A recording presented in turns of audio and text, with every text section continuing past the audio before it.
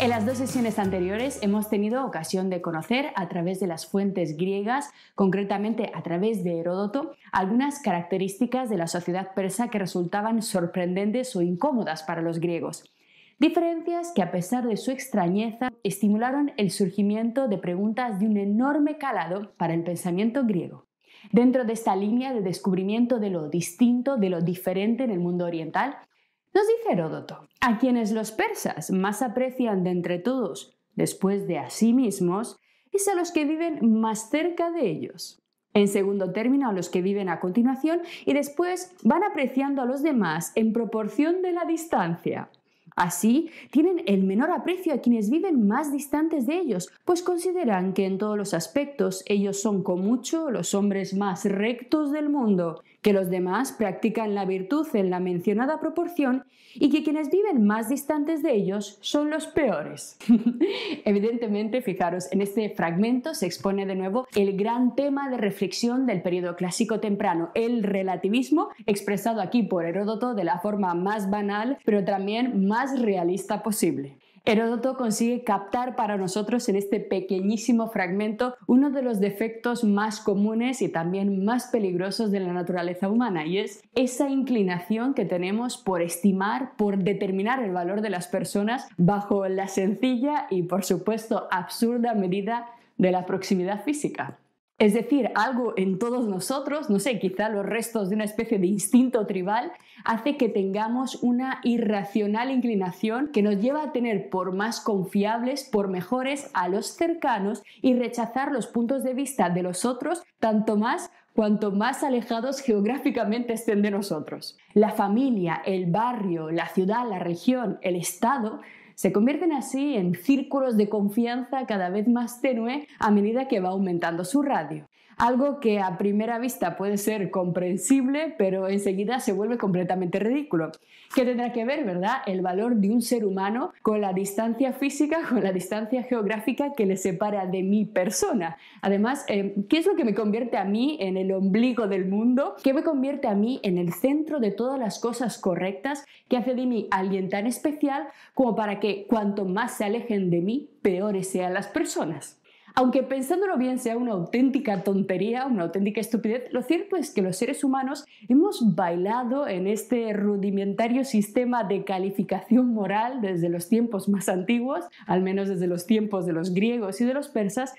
y encima parece que todavía no hemos logrado desprendernos completamente de él. En este punto, además, se nos vuelve a mostrar con claridad la esencia de toda la filosofía clásica temprana, el eje de toda la reflexión filosófica de este periodo, tanto en el caso de los sofistas como en el caso de Sócrates. Todos estos filósofos de la primera fase se verán ante el problema de la ruptura y el debilitamiento de los valores tradicionales como consecuencia de los efectos del relativismo sobre la sociedad ateniense. Los sofistas, por su parte, asumirán la situación sin ningún problema, con alegría, de hecho usando el relativismo en su favor, mientras que Sócrates luchará por buscar algún tipo de vía para escapar del relativismo, pero, y muy importante, Sócrates para hacer esto aplicará siempre técnicas profundamente relativistas. Lo vamos a ver en detalle, pero lo que siempre hacía Sócrates en sus conversaciones con sus interlocutores no era apuntalar los valores, los prejuicios de la persona con la que estaba hablando, sino constantemente luchar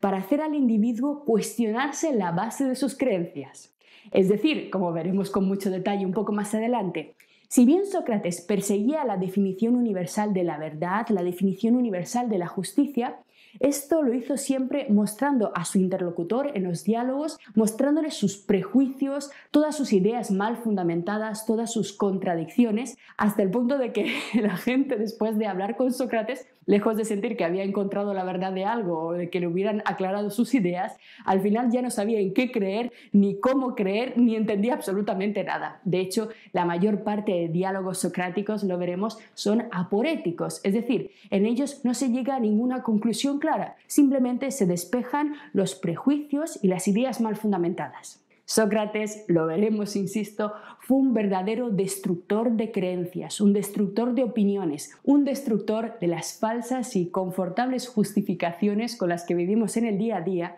y en este sentido usó el mismo método, el mismo mecanismo para despertar en los ciudadanos de Atenas la reflexión y la duda, el mismo método que el relativismo. Y además lo hizo siempre sin ofrecer él mismo jamás una respuesta última o definitiva, sin pretender jamás conocer o imponer la verdad. Al leer estas palabras de Heródoto, por tanto, al darnos cuenta de que cada uno tiende a tener en mayor estima al que está más cerca, que cada uno tiende a creer verdaderas las historias de la sociedad en la que vive, o que tiende a considerar justo o correcto aquello en lo que le han educado, al leer estas cosas que nos dice Heródoto, seguro que viene a vuestra mente la sentencia que mejor resume la esencia del relativismo de toda la historia de la filosofía. Esa frase que dice que el hombre es la medida de todas las cosas. Una frase que, como bien sabéis, se atribuye precisamente a uno de los grandes protagonistas de nuestro curso, el gran sofista Protágoras.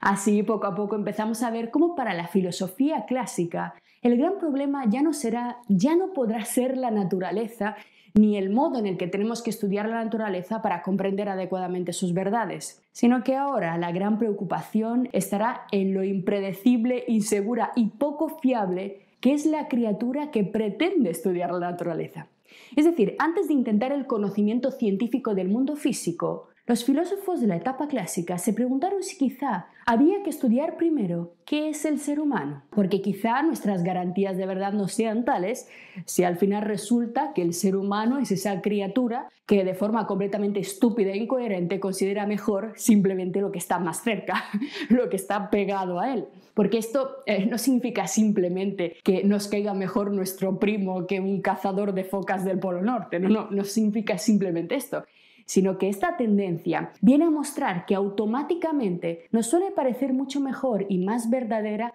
la explicación del origen del mundo de nuestra sociedad, mucho más correcta la constitución de nuestro Estado y mucho más justo el contenido de nuestras leyes, y allí la cosa se vuelve mucho más grave.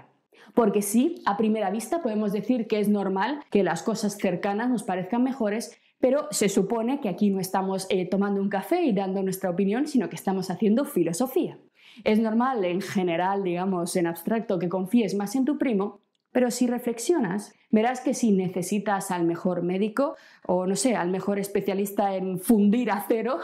seguramente este mejor hombre no sea tu primo, sino uno que está a más de 2000 kilómetros de ti. Y lo peor de todo esto, la otra cara de la moneda de esta tendencia irracional, es que si los demás son tontos, infames, blasfemos, inmorales y estúpidos solo por estar más lejos de nosotros, puede que empecemos a sentir los picores de la superioridad moral, puede que empecemos a sentir las tentaciones de dominarlos, de esclavizarlos, de someterlos. Así que esto del aprecio por la distancia no es ninguna broma. Guiado por lo que conoce, o como dirían los sofistas, por lo que alcanza a sentir, por lo que alcanza a ver, a tocar, el ser humano es esa criatura que confunde siempre el todo con su parte. Solo la reflexión nos permite ir más allá de lo inmediato, de lo que está delante de nosotros, superar la simplicidad del trato diario con las cosas y ver con la mente lo que no está sencillamente delante de nuestras narices.